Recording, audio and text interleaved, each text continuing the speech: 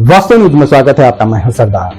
बेलगांव जिला अथनी तालुका अथनी शहर में अब क्या इतने लोग कहने के बावजूद भी ना अधिकारियों को शर्म आ गई और ना ही प्रशासन को। अब यहाँ पर टूटे फूटे रोड पर ना जाने कहीं लोग शिकायत की, मगर धूल और मिट्टी अब इतना हो गया है कि इससे ना जाने कहीं बीमारियों के शिकार बनने लग गए हैं। तब तो ये बात है कि इतने लोग यहाँ पर घूमते हैं फिरते हैं, बहुत सारे नाम लेते हैं लोग इस गांव और शहर का, मगर यहाँ पर कुछ भी काम नहीं है प्रशासन का। मगर कितनी बार भी कहो, कुछ भी कहो, उनको ना शर्म है ना हया है। क्योंकि ये रोड, जितने बार भी इस रोड के लिए आरोप किया है, अब तक कोई भी काम अब तक नहीं हो पाया और लोग भी इस तरह से घूमने लग गए हैं ताकि ये रोड का नाम शायद धड़म धुड़की रोड रखना चाहिए था, ताकि यहाँ पर धड़म धुड़की ही है। ताकि इस रोड के लिए इतने लोग तो शिकायत की, तो यहाँ पर लक्ष्मण सऊदी ये तो भूल गए शायद इस गांव को, इस गांव के रोडों को भूल गए, ताकि इतने लोग आरोप करने लग गए ताकि उनको इस आरोप से कोई फर्क नहीं पड़ा, ना कोई प्रशासन को फर्क पड़ा।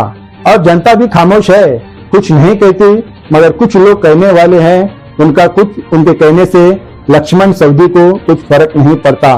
क्योंकि अब तो फर्क तब पड़ेगा जब चुनाव आ जाएगा। अब तो इतने कहने के बावजूद भी अगर जनता यहाँ की खामोश क्यों है, ये समझ के बाहर है।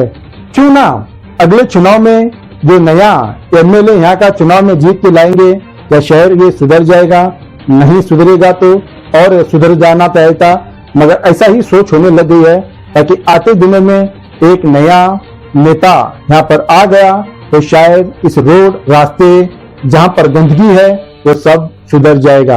शायद अब यही बातें होने लग गई है, क्योंकि अब खामोशी इसलिए है ताकि उनके हाथ में अधिकार है, उनके हाथों में लोग हैं। अगर कुछ कहेंगे बेवजह इन पर टॉर्चर हो जाएगा और ना जाने इन पर केस करने की कुछ ना कुछ वजह से ऐसा कुछ हो जाएगा। शायद ये सोचकर आज इस मत क्षेत्र के, इस अथनी क्षेत्र के लोग शायद खामोश है। अगर आते हुए दिनों में चुनाव आ जाता है, फिर वही मीठे बातें होंगे, मीठे मीठे भाषण होंगे। अब इन भाषणों पर आप जरूरी छोड़ दीजिएगा, इन भाषणों पर, ताकि आपको शहर सुधारना है, जरूरी ही है, ताकि नेता बदलाना जरूरी है।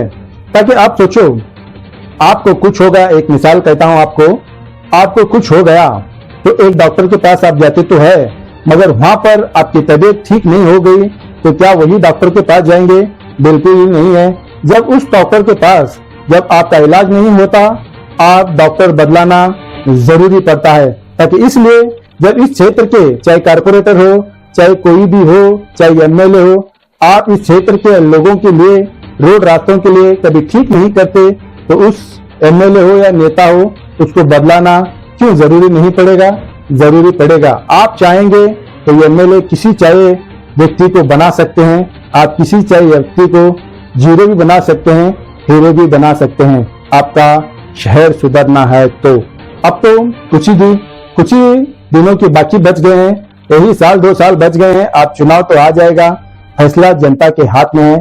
और ये गलत मत समझना चाहिए, ताकि इस क्षेत्र के एमएलए को, हमारा तो कर्तव्य यही है ताकि लोगों की मुसीबत का जो है वो बताना हमें जरूरी है। ताकि हम किसी के दोस्त नहीं है और किसी के दुश्मन भी नहीं है, हम तो सिर्फ उन जनता के सेवक है, जो चलता है वो दिखाते हैं। अब इस पर क्या कहते हैं एक बुजुर्ग, अब इसी रिपोर्ट में आपके सामने, तो आइए देखेंगे एक रिपोर्ट में।